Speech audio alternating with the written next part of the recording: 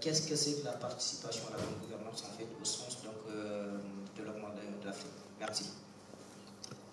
Merci, donc on passe aux réponses. Et si je peux me le permettre, je répondrai à l'envers, si vous le permettez, pour revenir sur votre question par rapport à la participation de la jeunesse. Pour moi, c'est une évidence en tout cas la principale voie d'abord, c'est l'engagement. Il faut s'engager, il faut s'engager, il faut s'engager. C'est par l'engagement et par l'action, naturellement, qu'on arrivera à un niveau de responsabilité, à un niveau de décision. Je donne l'exemple d'un petit parti politique. On peut adhérer à un parti politique sans être d'accord sur tout ce qui se dit, tout ce qui se fait. Et au moins en étant sur la table, on pourra apporter son point de vue, ses critiques constructives naturellement. Et demain, s'il y a une masse critique qui partage le même sentiment que vous arriverez à changer les choses. Critiquer pour critiquer, pour moi, ça n'a aucun sens. Très souvent, un jeune qui critique, et c'est avec grand plaisir que je discute avec tous les jeunes, parce que j'étais étudiant, j'étais engagé, très engagé même.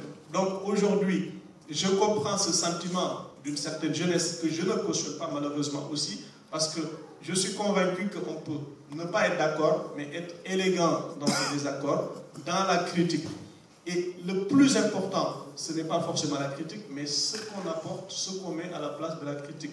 Par exemple, comme on dit, Koudindi Dara, Tekfa Dara. Je suis désolé pour ceux qui ne comprennent pas français, c'est juste quelques notions pour illustrer ce que je veux dire. Donc, l'engagement et l'action seront vraiment des maîtres mots par rapport à cette question. La défaillance des États dans la désinformation. Malheureusement, l'État est le premier responsable, quel que soit ce qui arrive. Et on a aussi peut-être une difficulté. On a accédé très rapidement au développement numérique technologique. C'est-à-dire, c'est un paradoxe. L'Afrique est un continent peu développé, pour ne pas dire pas développé du tout, et pourtant l'un des continents les plus connectés, avec une jeunesse mais exponentielle. Donc, ça peut se comprendre très facilement. La difficulté que les gouvernants peuvent avoir pour aller aussi rapidement que le développement technologique avec une population très nombreuse.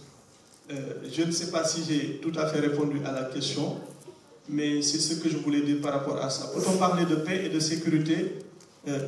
Nouvelle orientation.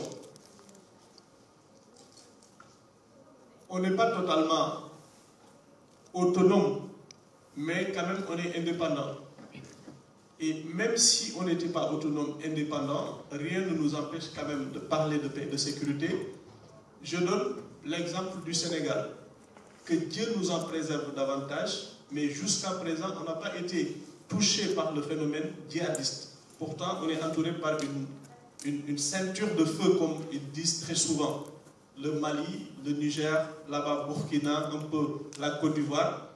Et ceci n'est pas peut-être... Il y a la chance, la main de Dieu, mais c'est surtout l'œuvre d'une politique. Et il y a des choses que les gens ne sauront jamais, parce que ce que nos forces de défense et de sécurité mettent en place pour prévenir des attaques, la population n'est pas souvent au courant. Donc je pense que même si nous ne sommes pas, peut-être, nous ne disposons pas peut-être de tous les leviers, je parlerai ainsi pour ne pas dire indépendant, autonome, oui, on n'est pas autonome sur tout. Parce qu'être autonome, c'est avoir cette facilité, cette capacité à satisfaire ses besoins, à produire, ainsi de suite. Je parle surtout de l'industrialisation. Mais pour moi, on a plutôt un problème de manque de volonté politique, parce que l'Afrique a la capacité de financer sa sécurité. Les ressources sont là. Je donne l'exemple du G5 Sahel, qui était la dernière initiative au niveau de la sous-région ouest africaine pour lutter contre ce phénomène djihadiste. Malheureusement, on a passé plus de temps à parler de ressources de fonds que d'actions concrètes. Donc c'est véritablement un problème de manque de volonté politique, et cela peut être pallié, ou en tout cas la solution d'abord, c'est un véritable leadership qu'il nous faut, je pense, en Afrique. Voilà. Je suis encore disponible de là-bas si vous voulez rebondir sur la question ou la réponse. Je suis tout à fait open. Et et sécurité. Nos choix.